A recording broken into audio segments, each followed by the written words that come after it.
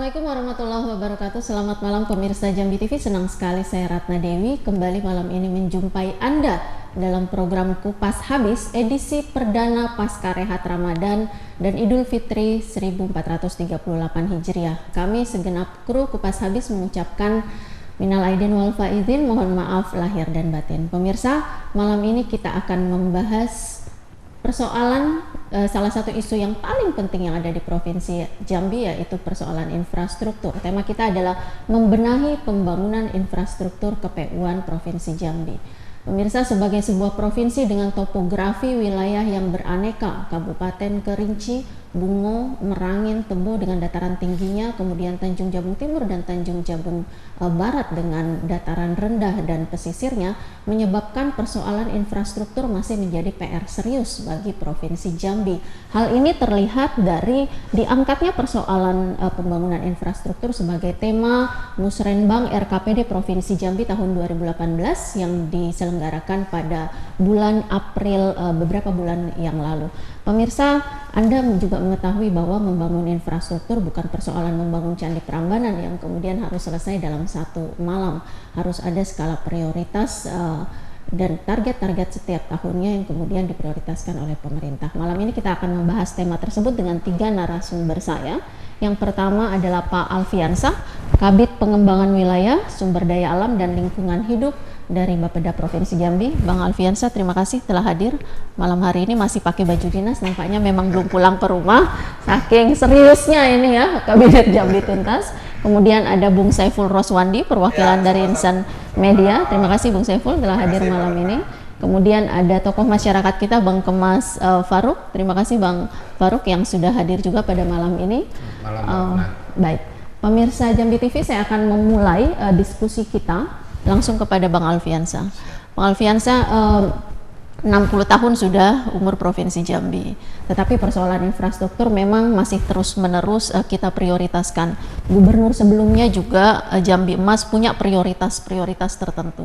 Maksud sekarang juga Pak Gubernur kita, program Jambi Tuntas juga punya prioritas-prioritas. Bisa Anda sampaikan apa kemudian yang jadi prioritas terutama tahun ini setelah ini sudah masuk tahun kedua Jambi Tuntas, dan bagaimana kemudian skema pencapaiannya dalam 3 tahun ke depan, kemudian apa yang harus masyarakat pahami untuk ikut bersama-sama berpartisipasi dalam pembangunan infrastruktur ini. Silakan Bang Alvin. Baik, terima kasih Mbak.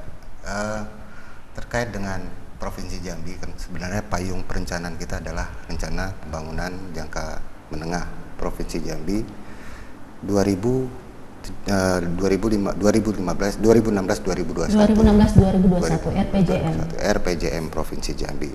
Dasar itu kemudian salah satu prioritas kita yang memang tidak terlepas dari tahun-tahun periode berikutnya, periode sebelumnya, memang prioritas tetap ada di infrastruktur. Infrastruktur ini seperti kita tahu bersama bahwa salah satu faktor penunjang pertumbuhan ekonomi, baik secara nasional maupun secara regional. Nah, oleh karena itu Provinsi Jambi tetap menetapkan salah satu misinya adalah penguatan infrastruktur. Nah, terkait dengan infrastruktur Provinsi Jambi ini, di tahun 2017 kita untuk KPU-an sendiri itu kita telah mengalokasikan lebih kurang 900-an miliar kalau nggak salah saya. Untuk berapa persen dari APBD yang itu kalau 900-an itu? Sekitar APBD kita kan tahun ini 4,4 triliun ya. Jadi hampir paling besar memang dinas ya, paling besar dinas pekerjaan umum, dan itu memang penguatan juga lebih besar ada di bidang bina marga, karena itu tadi salah satu penunjang faktor ekonomi pertumbuhan ekonomi kita, salah satunya adalah kalau jalan bagus aktivitas ekonomi akan lancar. Nah, oleh karena itu memang kita perkuat dari sisi bina marga. Kemudian di samping itu juga kita melihat bahwa di dalam misi Pak Gubernur sendiri adalah ketahanan pangan. Juga kita memperkuat daerah-daerah irigasi yang menjadi kewenangan provinsi. Kita punya 4 DI kewenangan provinsi saat ini. Kemudian ada lagi yang memang sudah kita petakan daerah irigasi yang luasannya juga telah memenuhi menjadi luasan provinsi. Nah, itu juga kita tangani. Belum lagi ada yang sudah ditangani nasional yang butuh penanganan infrastruktur teknisnya. Kemudian Cipta Karya lebih kepada pembangunan gedung pemerintahan, bagaimana membangun estetika kota, kemudian bagaimana menjaga dari fungsi pengendalian banjir, drainase, segala macam. Nah, kemudian dari sisi perumahan juga kita melihat dari backlog perumahan Provinsi Jambi sendiri. Nah, ini juga penguatan kita juga memperkuat jalan-jalan lingkungan yang ada, kemudian bagaimana kita mendorong ada penanganan lebih kepada kawasan pemukiman.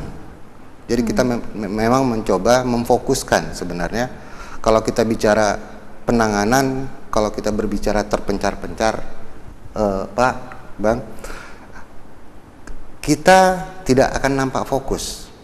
Jadi sebenarnya Jambi Tuntas ini bagaimana kita mendorong kawasan itu juga bisa tuntas dengan berbagai sumber yang terintegrasi tadi.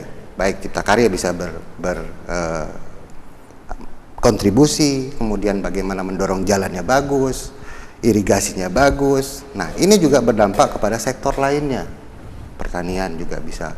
Artinya biaya produksi petani juga akan bisa lebih rendah. Kenapa? Jalannya bagus. Itulah tujuan kita memperkuat infrastruktur tadi. Kemudian ada beberapa ikon seperti yang harus kita dukung, seperti bandara Sultan Taha.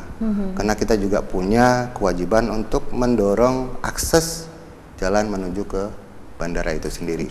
Dan ini juga masuk dalam skema pembiayaan kita bahwa ini adalah fokus untuk penanganan, karena begitu kita mulai menangani juga ada kontribusi dari APBN akan masuk ke jalan tersebut. Kemudian ada lagi dari estetika. Kita juga akan mempersiapkan saat ini masih ada perencanaan ruang terbuka hijau. Itu seperti Tanggorajo, Tugu Juang. Ini juga kita kemas supaya ini secara bertahap ini akan terbangun, dan kita di Provinsi Jambi ini mungkin di Kota Jambi sebagai salah satu ibu kota provinsi di Sumatera yang memang harus kita dorong menjadi kota metropolitan, kota besar. Saat ini kita memang secara sinergi juga telah melakukan koordinasi dengan SKPD teknis untuk mendorong itu, kemudian pemerintah kota sendiri secara sinergi. Nah, termasuk juga bagaimana kita mengendalikan daya rusak, seperti penanganan DAS, daerah aliran sungai. Juga tidak hanya provinsi saja, ini juga keterlibatan dengan balai sungai sendiri, kemudian dengan kota sendiri. Nah, itu kira-kira beberapa yang kita siapkan untuk dari sisi infrastruktur. Di samping itu kita juga mempersiapkan aksesibilitas untuk pelabuhan Muara Sabak, karena kita juga sudah turun ke lapangan dan Pak Gubernur sudah melakukan pendekatan dengan Pak Menteri PUPR untuk mendorong adanya kontribusi APBN yang akan masuk untuk penanganan akses menuju ke pelabuhan Muara Sabak. Bahkan kita sendiri sudah melakukan koordinasi dengan PT Pelindo sendiri yang memang kedepannya untuk saat ini dengan dengan ekspor kita yang hanya kalau nggak salah 34% yang hanya bisa dilalui oleh pelabuhan kita sendiri, sementara yang lainnya keluar. Nah, oleh karena itu bukan kita tidak mendorong ujung jabung, tapi saat ini memang kita butuh pelabuhan yang eksis, sementara Talang Duku sendiri sudah tidak overload. Nah, kemudian kita juga meminta kepada Pelindo segera melakukan namanya ekspansi, pemindahan aktivitas ke pelabuhan Muara Sabak saat ini untuk bagaimana mendorong produksi kita akan bisa keluar melalui pelabuhan kita sendiri. Nah, ini juga tetap secara sinergi kita lakukan dengan Dinas Perhubungan, dengan PU sendiri. Nah, beberapa hal inilah yang memang menjadi salah satu kekuatan kita ke depan membangun secara sinergi, bukan hanya jalan saja, bukan hanya irigasi saja, bukan hanya drainase saja, tapi secara holistik ini bisa kita jadikan satu kekuatan secara sinergi. Saya kira demikian. Bang Alfian, memang kalau kita baca RPJMD 2016-2021 nyaris komplit lah ya, sudah cukup jelas kemudian panduannya. Hanya kemudian skala prioritas setiap tahun juga sebenarnya ada di situ. Nah, persoalannya sekarang eksekusi. Eksekusinya sejauh ini sudah berapa persen yang memang tercapai sesuai target? Saat ini secara keseluruhan kalau nggak salah saya itu lebih kurang 20% secara total ya. 20% total PU. untuk 5 tahun PU. Enggak, tahun ini. Untuk tahun ini tahun saja. Ini. Artinya tapi dari sisi bidang masing-masing ini juga sudah ada progres.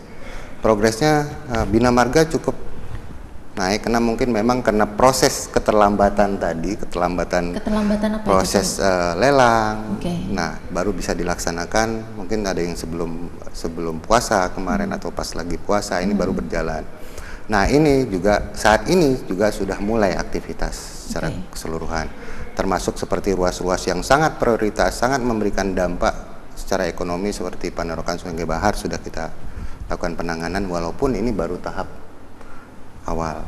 Tapi kami berharap dengan dinas teknis ini bisa terselesaikan di akhir tahun. Jadi kurang lebih 20% ini sudah secara total. Kalau nggak salah saya belum lihat secara detail datanya. Gitu. Baik. Kita punya waktu sekitar sampai akhir tahun sekitar 6-7 bulan lagi, berarti ini harus lari nih ya. Harus berlari. Bukan jalan lagi nih, apalagi ngerangkak harus lari. Karena di luar lumayan banyak kritik-kritik yang menyoroti kemudian kinerja PU, makanya kita kemudian angkat tema ini pada malam hari ini. Saya ke Bung Saiful Roswandi. Bung Saiful, Anda sendiri pasti mengetahui bahwa memang masyarakat kan punya penilaiannya sendiri nih. Banyak media, termasuk media juga punya kontribusi dalam membentuk opini masyarakat menilai kemudian kinerja infrastruktur terutama ke PU-an.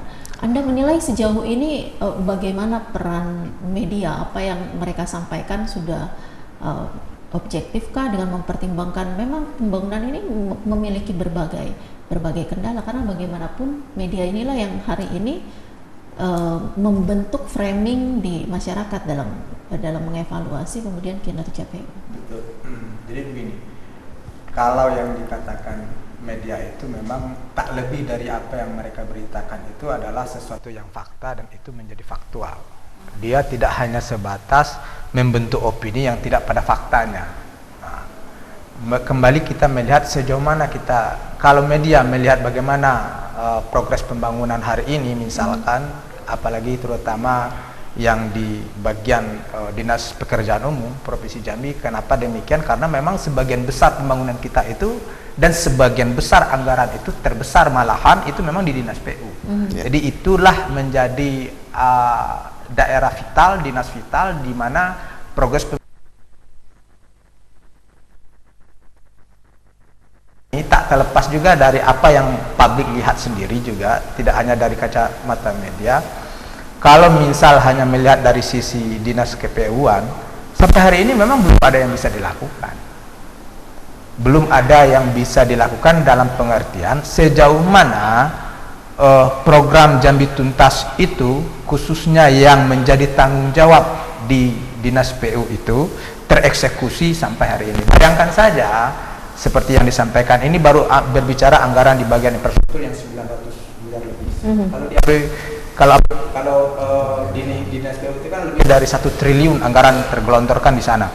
Bayangkan dari anggarannya 1 triliun untuk satu mata anggaran satu tahun 2017 yang terserap baru 20%, ini sudah menjelang pertengahan tahun. Ini kerja apaan dinas PU? Kurang bisa diterima bila mana kita punya anggaran yang besar, lalu pada pertengahan tahun seperti ini hanya 40%, ini dapat dikatakan gagal melaksanakan program.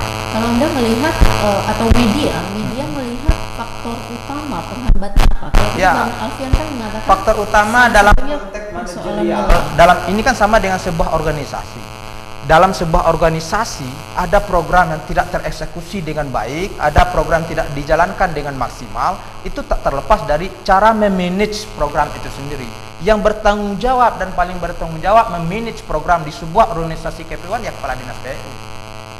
Bila mana itu tidak tereksekusi dengan maksimal, maka ibarat sebuah perusahaan itu CO-nya gagal. Kalau seorang CEO-nya sudah gagal, bagaimana mengelola, memanage dan mengeksekusi segala program yang ada di dapurnya, lalu itu tidak berjalan dengan maksimal, itu membuktikan bahwa pertama, apakah seorang CEO di situ atau ini ibarat di KPU-an itu apakah seorang kadis di situ tidak mampu, yang kedua tidak mengetahui, atau yang ketiga tidak mampu memanage program-program itu sampai kepada setiap kabit-kabit di semuanya. Bayangkan, di PU itu bukan sedikit, kabitnya aja ada berapa itu? Ada 6 apa 7. Mulai dari Bina Marga, Cipta Karya, Tata Ruang, perairan, pemukiman. Bagaimana seorang manajer, bagaimana seorang kepala dinas membagi, padahal tidak mesti harus lagi membagi ya. Sebenarnya bagaimana dia mendorong dan memotivasi. Mengapa? Karena tupoksi masing-masing itu sudah jelas.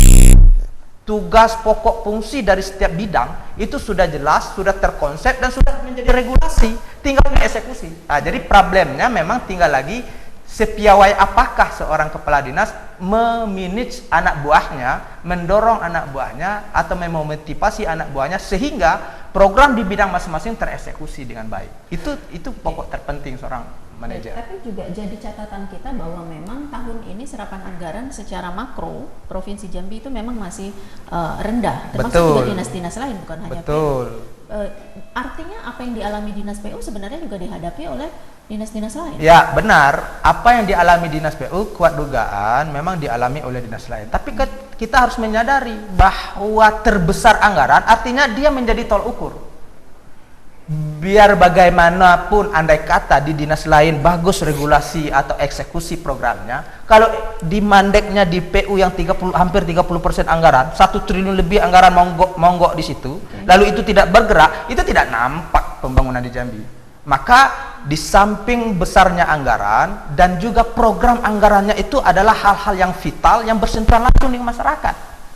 Jadi dirasakan tidak dirasakan pembangunan itu erat hubungannya dengan apa yang dilaksanakan oleh dinas PU. Beda kalau yang lain. Nah, itulah salah satu platform pembangunan yang dimana tupoksinya itu besarnya di dinas PU. Kita sangat sayangkan bila mana nanti kalau di dinas PU itu mentok atau program tidak jalan, apalagi anggaran yang tidak tereksekusi dengan maksimal, itu mengganggu sekali, baik mengganggu bidang ekonomi, mengganggu aktivitas masyarakat, bahkan bisa mengganggu lingkungan. Kalau ini program semua tidak jalan, terutama yang ada di dinas PU. Beda kalau misal dinas pendidikan saja, jelas bagian mendidik kan tupoksinya, apalagi yang hari ini. Tinggal lagi bagaimana dinas pendidikan, misalkan kalau nanti ada kadis yang definitif berpikir ya sekian sekolah tadi tentang guru, tentang murid, jelas penampakan sumber daya yang mesti harus dikelola. Kalau di dinas PU bayangkan, mulai dari infrastruktur jalan, irigasi, perairan, drainase, segala macam pemukiman, pelabuhan, maka mesti ada memang manajer yang begitu kuat dan handal untuk memahami tugasnya sehingga mampu dia melaksanakan itu dengan baik. Sebelum saya ke Bang Farouk, saya ingin balik dulu ke Bang Alfian. Bang Alfian, Anda adalah orang dalam di dinas. Mohon maaf, Bapeda pasti sebagai orang dalam di Pemprov. Ini dapurnya perencanaan pembangunan, wajib tahu. Pasti dapat juga kemudian mengetahui persoalan krusialnya sebenarnya apa, persoalan dasarnya apa. Apakah kemudian memang persoalan top leadernya di dinas tersebut, atau mungkin ada persoalan yang lain, persoalan memang keterlambatan pencairan keuangan, SDM para kabit-kabitnya dan yang lain-lain. Tapi kita akan bahas dengan Bang Farouk setelah komersial break yang berikut ini. Pemirsa tetap di Jambi TV.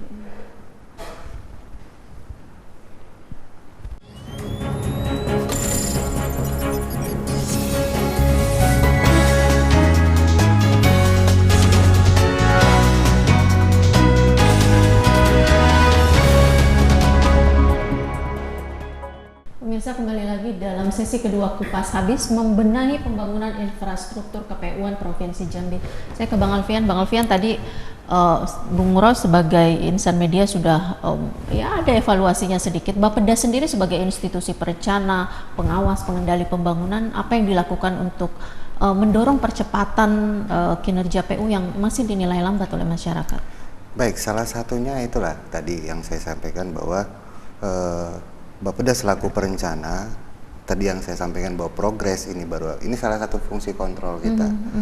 Kita selalu mendapatkan informasi, laporan per kegiatan yang kita tampung itu kita coba lihat. Kemudian ada fungsi monitoring. Fungsi monitoring dan evaluasi itu selalu dilakukan setiap tahunnya oleh Bapeda. Hanya setiap tahun, tidak per bulan? Ya, atau artinya setiap tahun itu dilakukan, ada per 3 bulan kita lakukan. Per 3 bulan ya. Nah, dasar dari fungsi monitoring tadi ini menjadi salah satu evaluasi kita. Misalnya pada saat kita merencanakan tahun berikutnya, ini menjadi salah satu dasar evaluasi untuk merencanakan tahun ke depan. Apabila misalnya ada kendala, ini akan kita jadikan satu catatan yang harus kita bahas secara detail. Jadi kendala utama Dinas PU ini hari ini apa, yang hanya serapan anggarannya 20%? Ya, tadi saya bilang keterlambatan pelaksanaan mungkin saya bilang. Kalau secara institusi saya tidak memahami di internalnya, tapi keterlambatan pelaksanaan makanya terserap. Mungkin ya seperti tadi, hampir semua SKPD kan mengalami itu. Ya, tapi bukan berarti ini tidak akan selesai. Kalau saya melihat dari hasil evaluasi kami tadi hari ini, kebetulan semuanya sudah dilakukan proses tender atau lelang. Ini kita harapkan memang di akhir tahun anggaran ini bisa terselesaikan. Apalagi menyangkut masalah jalannya itu tadi harus berlari, jangan merangkak atau jangan merangkak. Paling ya. Lari Bung Far, gimana kalau Anda sendiri sebagai tokoh masyarakat, apakah mempunyai penilaian yang sama juga? Apalagi ya, mengingat kemudian tahun ini data yang saya peroleh dari beberapa portal online itu APBN juga mengucurkan dana yang tidak tanggung-tanggung, 1 triliun lebih untuk membantu pembangunan infrastruktur di Provinsi Jambi. Selamat malam Mbak Ratna. Karena berbicara masalah anggaran, yang setahu saya ini, kami ini kan selama ini kan gelap, seolah-olah Pak Gubernur tidak mampu, seolah-olah. Tapi setelah kita mengundang Pak Sekda berdialog, baru terang benderang. Oh begini ternyata. Jadi kita salah menilai. Nah, balik lagi masalah KPU ini. Jadi saya membandingkan, untuk membangun Provinsi Jambi ini tidaklah gampang, sesuai dengan slogan Pak Gubernur Jambi tuntas. Anggaran yang diterima oleh Provinsi Jambi dari APBD dengan beda APBN, nah kita bandingkan aja. Waktu zaman IPAN, Kadis terdahulu, itu anggaran APBN-nya 800, sekian. Kadis terdahulu ada beberapa, Pak. Kadis kedua, Pak Benhart juga 800 sekian. Begitu Kadis sekarang ini hanya 120 sekian. Mampukah dengan 100 sekian untuk menuntaskan Jambi tuntas? Pertanyaannya, ada apa ini? Apa dia tidak punya jaringan? Apa dia tidak punya kemampuan? Ya kalau tidak punya kemampuan, mundur. Jangan menyendap pekerjaan Pak Gubernur. Jadi masyarakat menyorotin Pak Gubernur, padahal Pak Gubernur jelas-jelas seperti pengadaan alat berat sudah dianggarkan. Tapi mana pergubnya? Mana juknisnya? Ini Bung Alfian. Ini kan masyarakat regulasi turunannya belum terbit ya sampai hari mampu nggak nanti membuat pergub dalam waktu singkat ini? Nanti sedangkan daerah tingkat 2 sudah menunggu ini. Nah ini kan PU tanggung jawabnya. Ada apa ini kejadian begini? Seperti kemarin kita salah menilai dana beasiswa, ternyata ada, sudah disiapkan, tapi kabinetnya tidak mampu menjalankan. Jadi saya melihat ini seperti ada apa ini? Apa memang mau menghujat Pak Gubernur, seolah-olah Pak Gubernur tidak mampu? Nah ini perlu Pak Gubernur evaluasi orang-orang seperti begini. Jangan lagi kalau saya terpilih jadi pimpinan saya bawa gerbong. Sedang ngegerbong ini gerbong yang tidak mampu, jangan lagi ke KN bawa teman, padahal mereka tuh nggak punya kemampuan. Pak Gubernur sudah memberi peluang seluas-luas mungkin, silakan dari tingkat 2 mau jadi apa nih, ikut perlelangan, tapi orang yang mampu.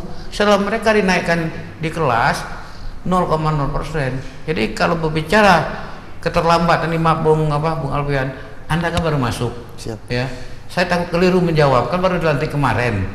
Ini ada apa keterlambat ini? Tidak mungkin, Mbak, dengan waktu sekarang untuk melaksanakan pekerjaan kita ada punya kemarau, ada musim hujan. Nanti terserap dana kita ini kurang, nanti akhirnya yang rugi 2018, nanti kita nggak ada kucuran dari APBN. Sekarang saya mau tanya ke Mbak Ratna, semenjak Kadis baru ini ada nggak dari Kementerian PU yang turun pejabatnya ke Jambi? Kita tidak memuji Pak Benhart, tidak, tapi perbandingan. Benhart waktu 2 minggu dilantik Pak Gubernur langsung diajaknya menghadap Pak Menteri. Ini sudah sekian bulan apa sekian, ada nggak pejabat PU yang dari kementerian turun ke Jambi? Berarti mereka nggak punya jaringan. Musrenbang kemarin sih ada. Itu kan umum, Mbak. Kita bicara, iya itu kasarnya diundang Pak Gubernur. Nah jadi Oke. ini kan yang dirugikan masyarakat Jambi, Bung Alfian. Ya. Nah, tolong Bung Alfian, apa program Pak Gubernur Jambi tuntas itu? Oke, baik. Jadi kalau memang Pak Gubernurnya ingin berlari tapi ternyata SKPD-nya hanya bisa berjalan, berarti memang termasuk DPRD ya, DPRD dan Pak Gubernur harus melakukan tindakan. Sudah dilakukan sekarang, tapi mempercepat. kadisnya tidak mampu. Kadisnya tidak mampu seperti Bung Saiful memanage anak buah. Nah, ini kabit-kabitnya ini ada apa? Tidur aja, sibuk di ngatur proyek, kan itu jadinya. Bang Farouk, apa memang benar-benar hanya karena persoalan top leadernya, kadisnya, tidak ada persoalan lain yang juga Ya, mendasar? itu yang sebetulnya? tahu menjawabnya dia dengan Tuhan, Mbak Ratna. Kalau saya tidak bisa menjawab karena saya bukan anak buah dia. Yang bisa menjawab ada apa tuh itu. Jadi disinilah kita jangan sampai Pak Zolani disorot masyarakat seolah-olah tidak punya program. Padahal jelas ada. Dinas PU kita tahu bahwa hari ini yang mengisi di sana, personil yang mengisi di sana adalah hasil lelang, bukan lagi Tapi kalau kabitnya tidak hasil lelang, Mbak, itu diisi oleh kadisnya sendiri. Iya, maksudnya kadisnya. Ya, kalau kadis hasil lelang, tapi hasil lelang yang bagaimana? Nah, kita tidak menyalahkan. Nah, itu kan hak Pak Gubernur ya. Tapi Pak Gubernur berharap bantulah saya, bantulah pemerintah. Oke, selain persoalan personil, Anda melihat ada persoalan mendasar apa lagi di Kalau saya lihat banyak sekali. Dalam arti kata, seorang manajer itu tidak bisa mengevaluasi anak buah. Seharusnya dia bisa mengevaluasi. Kamu bagaimana? Ini kita hanya berbicara. Tapi selama ini saya lihat tidak ada gonjang ganjing selama PU sebelumnya. Tidak ada gonjang ganjing. Oke. Nah ini kenapa? Ini tidak terlepas juga permainan tim sukses juga, mengrong-rong. Saya sudah sempat sampaikan Pak Gubernur, Pak Gubernur, apakah ini sudah restu Pak Gubernur? Karena mereka menyampaikan seolah restu Pak Gubernur. Nah ini, jadi kita berharap tolonglah humas atau siapapun kalau ada program Pak Gubernur sampaikan dengan masyarakat, jangan masyarakat salah menilai. Kita kesian dengan Pak Zola itu jujur, dia orang baik kok. Baik. Oke. Mungkin sedikit saya jelaskan terkait dengan alat berat. Alat berat ini sebenarnya prosesnya saat ini dalam proses evaluasi di Kementerian Dalam Negeri. Masih evaluasi. Ya mudah-mudahan dengan setelah itu selesai sebenarnya di dalam mendorong percepatan alat berat, uangnya sudah ada. Nanti akan dalam bentuk transfer sebenarnya. Cuma kita harus punya legal formnya dulu. Legal formnya ini yang lagi dalam proses evaluasi sementara. Legal form yang kita buat ini adalah pedoman umum. Di dalam pedoman umum jelas sampai kepada substansi bagaimana mekanisme pelaksanaannya sebenarnya. Jadi sebenarnya keterlambatan ini tidak semata-mata memang kena sesuatu hal yang kita hambat, tapi memang ini proses yang harus kita lewati. Proses yang harus kita lewati. Mungkin sama dengan yang beasiswa, Pak. Ya betul, Pak. Proses juga pergub segala macam. Tapi begini Pak Fian, kalau lama-lama begini, apa yang akan dipenilai masyarakat terhadap Pak Gubernur? Itu satu. Kedua, ini tambah sedikit Bang. Itu jembatan yang di depan rumah Pak Gubernur, saya kemarin didatangi oleh orang seberang, orang kampung saya. Itu seharusnya jembatan itu kan sudah diserahkan ke pemeliharaan ke Kota Madia. Itu jalan retak-retak. Kemarin datang dari provinsi, hanya melihat, tidak mengurus. Nanti kalau timbul kejadian yang aneh atau patah masyarakat sana, siapa yang bertanggung jawab? Orang menuduh gubernur, kasihan kan dia. Oke. Jadi tadi sudah disampaikan oleh Bang Alfian, memang ada seperangkat prosedur, mekanisme birokrasi yang memang juga harus dilalui. Dan tapi disampaikan ke masyarakat, gitu loh Mbak. Jadi jangan seolah-olah Pak Gubernur ini omong doang, kan itu persoalan. Penilaian sekarang kan demikian. Nah, gitu. Bang Alfian, bagaimana sebenarnya skema anggaran tahun ini terutama yang dari APBN, kemudian yang dari APBD provinsi dan yang sharing dengan kabupaten kota, karena bagaimanapun kan pembangunan infrastruktur provinsi juga harus bersinergi dengan kabupaten kota. Ya baik Mbak, karena kalau dari kita bicara perencanaan ini dimulai dari musrenbang, musyawarah perencanaan pembangunan nasional, pembangunan baik dari tingkat desa, kelurahan, kemudian naik ke kecamatan, naik lagi ke kabupaten, baru kita bahas di tingkat provinsi. Nah kemudian ada namanya forum juga, forum SKPD yang kita usulan provinsi itu dalam bentuk long list, usulan kabupaten kota itu dalam bentuk long list. Fungsi kita adalah memverifikasi long list ini menjadi short list, mana yang memang sesuai dengan readiness kriteria tadi. Misalnya nih salah satunya adalah ini adalah kewenangan provinsi. Berarti kewajiban provinsi untuk menanganinya. oh ini adalah kewenangan kabupaten. Kabupaten kita akan masukkan sebagai list untuk kita usulkan melalui Musrenbangnas. Kemudian ada yang kewenangan ini non kewenangan. Nah ini ada skema non kewenangan ini, misalnya kita kayak seperti jalan non status, jalan yang akses bandara itu jalan non status, bukan yang kita buka, yang terakhir sudah kita aspal sekitar 900 meter ya kalau nggak salah dari depan Kalkal itu jalan non status awalnya yang kita bebaskan kemudian kita bangun. Tapi yang dari simpang PKK itu adalah jalan kota yang saya mau nanya itu masalah kereta api itu gimana itu? Baik, nanti sekaligus kita akan bahas. Itu sudah detail program per program itu. Sekaligus nanti akan saya jelaskan. Kemudian dari tahapan ini kebetulan saya sebelum menjadi kabid di pengembangan wilayah, saya adalah kasubit Sarprasnya, Pak. Kebetulan alhamdulillah saya sudah 7 tahun di subit itu, jadi juga sedikit memahami tentang mekanisme ini. Dan ini kita bawa proses ini dalam Musrenbangnas. Musrenbangnas ini kita memang betul-betul mengawal terhadap usulan provinsi dan usulan kabupaten kota. Ini kita bahas. Nah, itu juga kita terkunci dengan prioritas nasional yang sudah ditetapkan oleh Bappenas. Oh, ternyata nggak masuk. Artinya kita tidak bisa berupaya. Nah, oleh karena itu memang di 2 tahun terakhir memang kami sudah mengunci. Tidak kita bicara long list yang daftar panjang kita usulkan ke nasional, tapi begitu dapat uangnya kita kecil-kecil kita bagi. Tapi kita coba jadikan itu menjadi short list, usulan yang sangat priori bagi kabupaten kota dan provinsi supaya penanganannya bisa tuntas. Sesuai dengan Jambi tuntas tadi, Pak. Kalau bisa satu ruas jalan seperti salah satu contoh yang kita masukkan dana DAK 2017 ini di Padang Lamo. Itu juga kita harapkan usulan kita untuk 2018 juga sama. Jadi betul-betul penanganan ini membantu anggaran dari provinsi sendiri yang memang sangat terbatas. Sementara ruas jalan kita aja sudah 1129.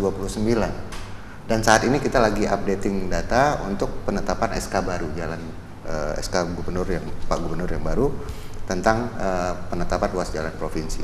Nah, kemudian kebetulan di sebelum bulan puasa kemarin ada semacam forum yang dibuat selalu oleh sekretaris kabinet.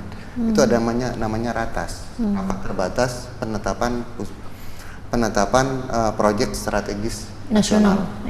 Kebetulan di dalam Perpres 3 tahun 2015 kalau nggak salah saya, kita nggak dapat apa-apa, cuma Jambi itu hanya masuk itu hanya kereta api, tapi belum terlaksana.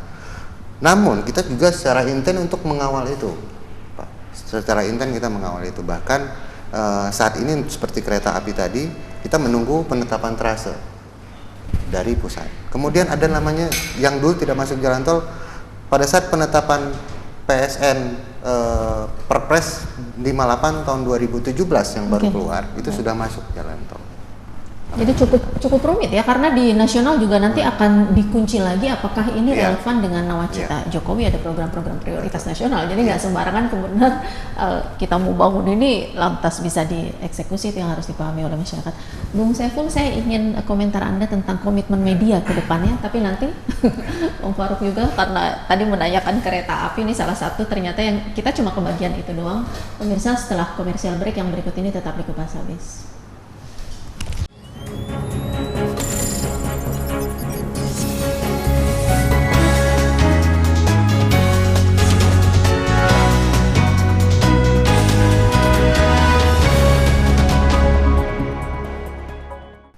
Kembali lagi dalam sesi terakhir Kupas Habis membenahi pembangunan infrastruktur KPU-an di Provinsi Jambi. Bung Saiful, kita akhirnya bisa simpulkan bahwa memang pembangunan infrastruktur bukan perkara sulap dan bukan hanya persoalan SDM top leader di situ, tapi ada hubungannya dengan sinergitas kabupaten kota, kemudian ada prioritas nasional juga yang membatasi kemudian persoalan pembangunan infrastruktur kita. Yang saya ingin Anda bisa jelaskan ke pemirsa bagaimana kemudian media, karena bagaimanapun sekali lagi media itu yang membentuk apa yang masyarakat bisa lihat dari progres pembangunan infrastruktur ini. Komitmen media.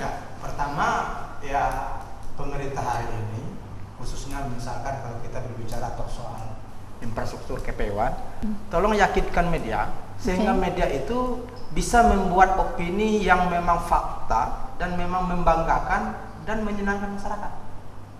Opini kan terbentuk karena peristiwa-peristiwa yang terjadi. Memang peristiwanya tidak ada dan peristiwanya gagal, mau bentuk opini apanya yang harus dibagusin. Oleh karena itu, media ini hanya informasi kedua setelah fakta dan peristiwa itu terungkap dan terjadi. Sekarang, peristiwa yang terjadi di Dinas PU itu tidak mampu melaksanakan program.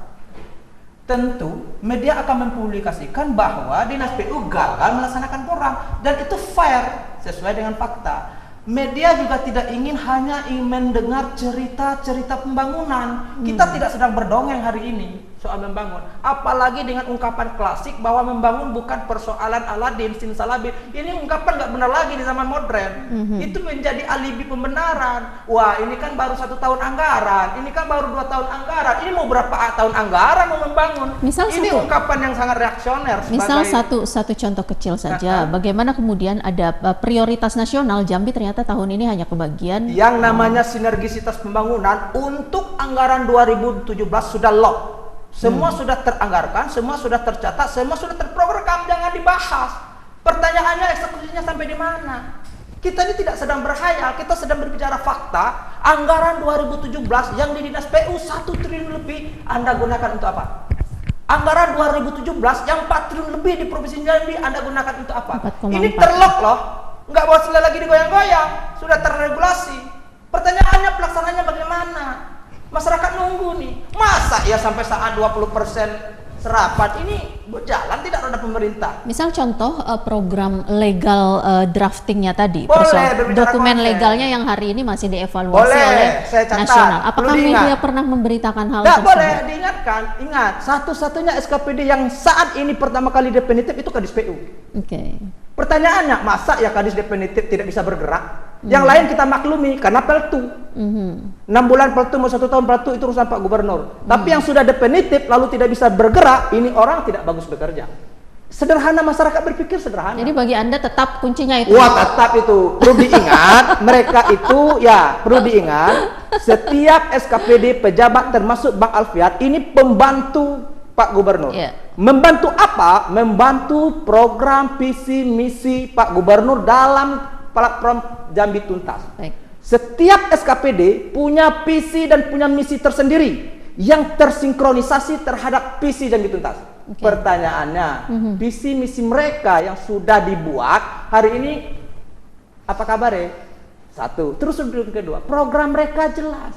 Pertanyaannya, program mana yang dilaksanakan? Jadi fungsi mereka juga jelas. Rekomendasi teman-teman media apa nih? Wah, harus kita hanya sangat berharap hari ini setiap pelaksana tugas teknis Satuan Kerja Pemerintah Daerah yang ada 34 SKPD di Provinsi Jambi itu bergerak cepat untuk mengejar ketinggalan waktu yang berharap sisa waktu mampu melunasi janji-janji politik. Jadi Pak masih Gubernur. bisa diberi kesempatan kedua. Ya, maksud kesempatan kedua itu Okay. adalah kepada mereka yang hari ini dipromosikan memiliki jabatan. Kalau yang sudah didefinitifkan, sudah dilantik, seperti Bang Alfian kemarin baru dilantik, 6 bulan ke depan tidak bagus, abang mundur. Oke. Gentleman jadi birokrat. Ingat, bukan ngurus proyek di situ, mengurus pembangunan dan melayani masyarakat, bukan untuk duduk. Dengan Bang Alfian sekarang kita kasih tahu. Konkretnya apa? Anda berharap Kadis PU Hari ini saya terragu dan saya ragukan begini. Sebenarnya Pak Gubernur sudah sudah welcome dengan para birokrat daerah. Oke. Setiap birokrat daerah silakan maju, silakan ikut lelang. Artinya Pak Gubernur memberi ruang Kesempatan promosi, yang sama. kesempatan yang sama setiap siapapun di Provinsi Jambi untuk ikut lelang. Sekarang sedang dipromosikan. Kebetulan Kadis PU dilantik secara definitif adalah orang daerah, diangkat dinaik kelas. Jangan sampai merusak image bahwa birokrat daerah tidak mampu naik kelas. Ini merusak image ini. Ini tantangan. Kalau begitu ke depan Pak Gubernur jadi jera, ini orang daerah nggak pantas kalau dia naik kelas. Nah, ini yang harus diwanti-wanti. Jangan satu contoh ya semuanya tergeneralisir. Ini juga tidak tepat. Tapi media punya komitmen untuk Wah, kita menyampaikan fakta. Catat aja, kita sampaikan fakta. Ya, opini yang kita bentuk adalah opini peristiwa yang terbentuk. Tidak ada isu gosip yang kita bangun. Okay. Ini catat. Kalau ada media seperti itu bukan media namanya. Oleh karena itu, sebagai pembentuk peristiwa, terutama Bang Alfian, ini pembentuk peristiwa nih, buatlah peristiwa itu secantik mungkin dan sepakta mungkin. Jangan berdongeng. Jadi hanya memberitakan fakta ya, bukan opini dong. Tadi sekarang gagal atau Wah, itu tidak? enggak. Oke, Bang Faruk, apa rekomendasi Anda sebagai tokoh masyarakat untuk Kalau saya rekomendasi Ya, saya, mudah-mudahan Pak Gubernur mendengar atau menonton malam ini, tolong dievaluasi lah di PU itu. Karena berbahaya kalau terbiar. Karena erat hubungannya dengan reputasi gubernur sendiri. Iya. Kan? Kalau anak buahnya nggak becus ya sudah. Iya, saya rasa demikian. Masih Tolong banyak yang bagus, Pak ya? Gubernur, manusia di Jambi ini banyak. Nah, kalau dengan terjebak dengan aturan, kita tunggu aturan, mungkin di bawah-bawahnya dulu dipatah-patahkan dulu supaya bisa membantu. Kasarnya supaya bisa membantu. Ya, Tadi saya kerja. ya, Kalau saya anggap sekarang ini bawahannya juga tidak bisa kerja. Dengan maksud supaya ini terlaksana dengan Nah, karena ini kan bawa nama gubernur, Mbak, bukan nama PU aja, nama gubernur ini. Karena selalu kan gubernur Jambi tuntas. Nanti apa yang terjadi?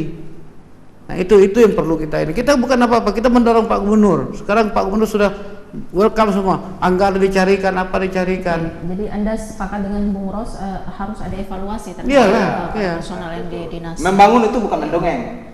Baik. Kami jangan dihibur dengan nyanyian saja kan gitu. Baik, Bang Alfian, sebenarnya sudah disampaikan tadi ada seperangkat cukup komprehensif karena Ya. memang tidak hanya memandang persoalan SDM, tapi kalau masyarakat sendiri, karena kita disaksikan oleh masyarakat, apa yang kemudian peran atau kontribusi masyarakat dalam ikut berpartisipasi, boleh mengawasi, boleh ikut serta dalam pembangunan infrastruktur di provinsi Iya, Jambi? sebenarnya kalau kita bicara pembangunan, tentunya ada peran dan serta masyarakat di sini.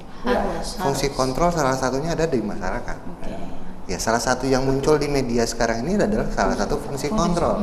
Artinya ini juga kami catat sebagai bahan evaluasi kami dari konteksnya kita di perencanaan. Ini menjadi salah satu upaya kita bagaimana kalau memang ini salah, tentu harus kita perbaiki. Artinya bukan kita defend sama Cuman yang gini juga namanya Bung begitu. Alfian, Tapi kita kalau memang ditemukan satu instansi dalam hal ini Bapeda, Bung Alfian, tolong sampaikan juga dengan Pak Gubernur yang benar-benar, yang tidak, jangan oleh Sapuraja gitu.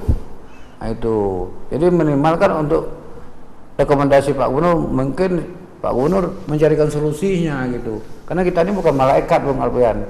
Iya. Kalau malaikat kan serba bisa, serba ada. Kalau kita ini bukan, manusiawi biasa, penuh dengan kekurangan. Tapi jangan terlalu kurang amat loh Mbak Ratna. Kalau ini bukan kurang, sangat kurang. Tapi nggak tepat juga loh hal-hal seperti itu jadi alibi, nggak bisa. Karena dia sangat terukur ya. Sebenarnya- Yang dilakukan oleh para birokrat itu sangat terukur dan sangat mampu dilakukan kalau mau dilakukan. Baik, Bang Alfian belum meneruskan tadi kita beri kesempatan dulu apa bentuk partisipasi masyarakat sebenarnya yang bisa salah dilakukan? satu contoh misalnya seperti jalan rusak, masyarakat komplain, ya. ribut, beri informasi. Nah ini juga kita sikapi, walaupun kalau kita misalnya mau menangani jalan itu tidak masuk dalam konteksnya dokumen anggaran, kita salah melakukannya. Tapi kita coba seperti penanganan jalan, tentunya ada alkal, peralatan dan perbekalan, alat berat yang memang sudah kita siapkan. Ini juga bisa secara tidak langsung ini bisa menjawab, walaupun tidak sepenuhnya bisa membenarkan yang kondisi jalan yang rusak, tapi minimal bisa memunculkan secara fungsional aktivitas ekonomi tidak terhambat. Artinya secara fungsional ini jalan bisa dilewati. Tapi kalau jalan ini sampai putus, ini menjadi satu kendala untuk masyarakat, terutama masyarakat yang tergantung sekali dengan kehidupannya dari produksi sumber daya alam.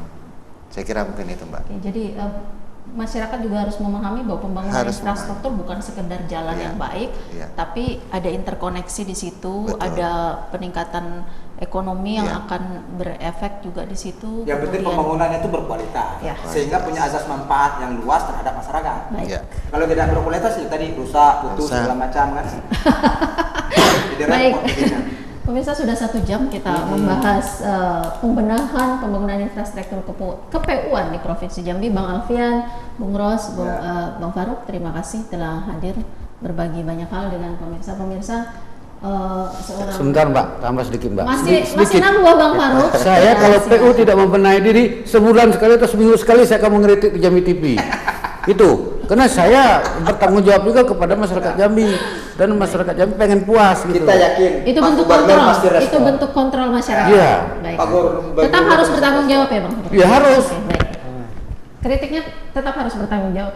Pemirsa, sebuah pemerintahan dengan visi dan misi adalah directnya, tetapi visi dan misi dan seorang pemimpin tanpa aparatur yang tepat ibarat rumah tanpa fondasi, kursi tanpa kaki-kaki, dia akan mudah patah, dia akan mudah dikalahkan. Karena itu memang memilih aparatur yang mumpuni adalah sebuah keharusan bagi seorang pemimpin. Terima kasih telah menyaksikan Kupas Habis pada episode kali ini. Semoga bermanfaat. Sampai jumpa di edisi berikutnya. Billahi taufiq wal hidayah. Assalamualaikum warahmatullahi wabarakatuh.